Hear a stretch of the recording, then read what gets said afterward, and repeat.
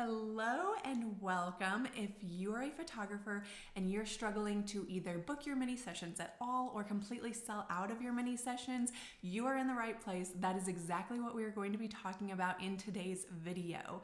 So it is February when I'm filming this, and I have 3 dates of spring mini sessions this year, and I'm almost completely sold out, and I'm sure that I will completely sell out of my spring mini sessions. And I want that same type of mini session success for you guys. And I'm not talking about like 1 hour with 3 mini session time slots available, because I've seen some photographers do that. But the way I do mini sessions is I do 4 hours back to back. So it ends up being 16 mini sessions. And actually, I think it's only 15 because I'm currently pregnant, so I gave myself a potty break in the middle. So 15 sessions back to back, and one single date of mini sessions generally makes me around $5,000 of revenue. So this is a huge thing that brings in revenue for my business, especially since I do multiple sets of mini sessions every season. So, like I said, I want that same type of success for you guys. And I've seen a lot of photographers make a lot of mistakes, and I personally have made a lot of mistakes when it comes to marketing mini sessions. I know when I first switched from weddings to families, I was a very successful wedding photographer, and marketing for family sessions is completely different, and I had no idea what I was doing when I first started, even though I was successful with marketing for weddings. So one of the mistakes I made when I first started marketing for families and mini sessions is I would email my email list, post on Instagram, maybe post in some mom groups on Facebook, and I would think, this is great. This is what I need to do. People are going to see this. My past clients are going to see this. They're going to book. I'm going to sell out the first day. And that didn't happen. The first year I tried to do spring mini sessions, you guys, I sold 0 mini session time slots. And part of that is because it's harder to book spring mini sessions. You know, everyone wants photos in the fall. Generally, no matter where you are in the country, fall is busy season for photographers. Everyone knows this. But it's harder to book mini sessions in the spring. You know, people just had their photos taken in the fall. They just sent out their Christmas cards. They don't really understand why they need more photos in the spring. So, yeah, I think that as photographers, sometimes we get stuck in that mindset of, oh, it's easy to book fall minis, so it should be easy to book spring minis. But I found that that wasn't the case at all. So I made some changes in my business over the past few years, and I have seen so much success, like I said, to the point where I've almost completely booked up 3 dates of spring mini sessions, making $5,000 at each mini session date. So let's talk about it. My top secret, and I'm going to go into all the details, but my top secret is don't stop talking about your mini sessions until they're booked up.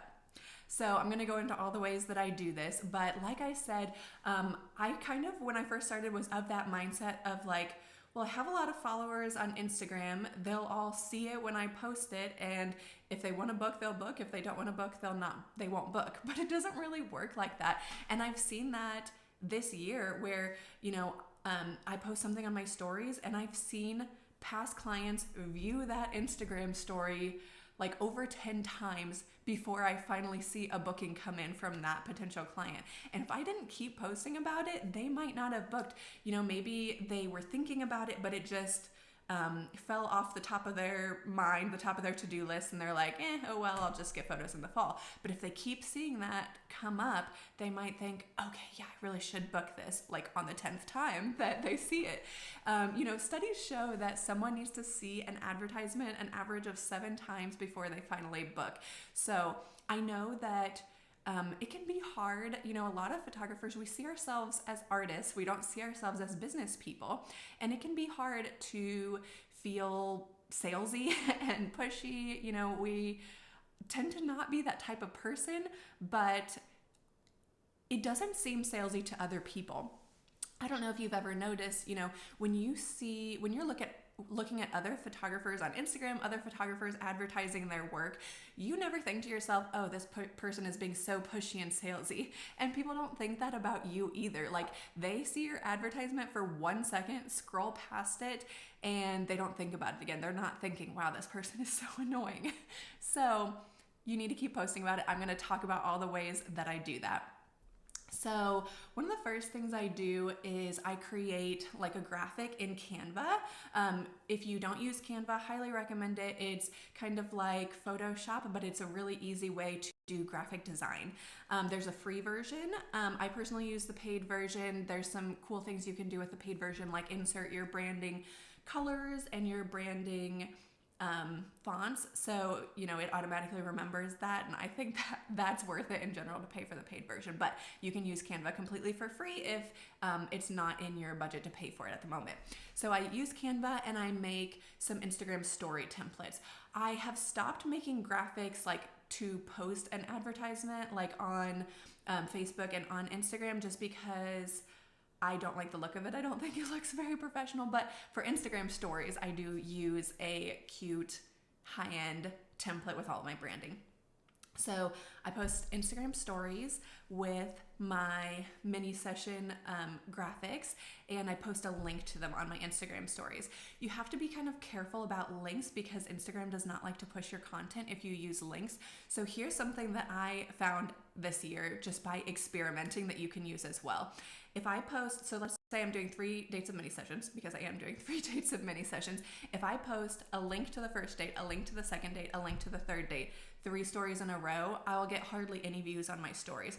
But if I post a link, I post a graphic with a link to 1 date of mini sessions, and then I don't post anything for 24 hours, that story runs out, I post a link to the second date of mini sessions the next day, then I will still get all of my normal views on my stories. So I recommend trying to only post 1 link per day, and then once that story has expired, then post the link to the next thing that you want to post.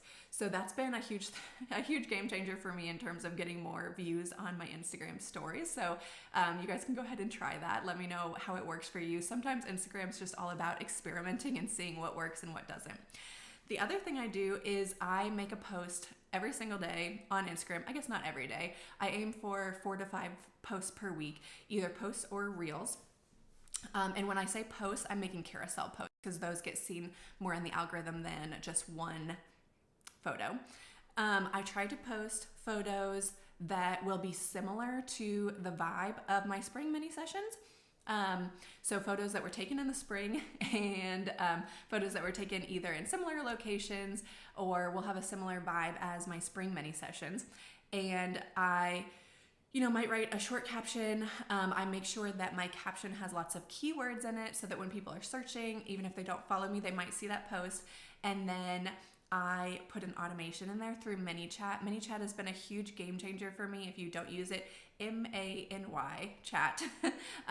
So if you've seen people on Instagram say things like, oh, comment this word and I will send you a link to XYZ, that they're using Manychat. So every single day at the end of my caption, I say something along the lines of comment spring and I will send you a link to all of my information on spring mini sessions. And that has been a game changer for me, that people can just comment, get the information, and I've had a lot of people book that way through just tapping that link that I automatically send them in their DMs. And I think that works a lot better than, for example, click the link in my bio to learn about my mini sessions, because the less work, the less amount of clicks that it is for someone to purchase something from you, the more likely they are to purchase something from you. So I post those 2 things every single day. I post a link to one of my dates of mini sessions, and I post a Manychat automation on Instagram every single day that I'm on Instagram, which, like I said, is about 4 to 5 times a week. I try to take a break from Instagram on the weekends usually. The other thing is your email list. So when you're emailing your email list, of course you want to email them right when your bookings for mini sessions opens.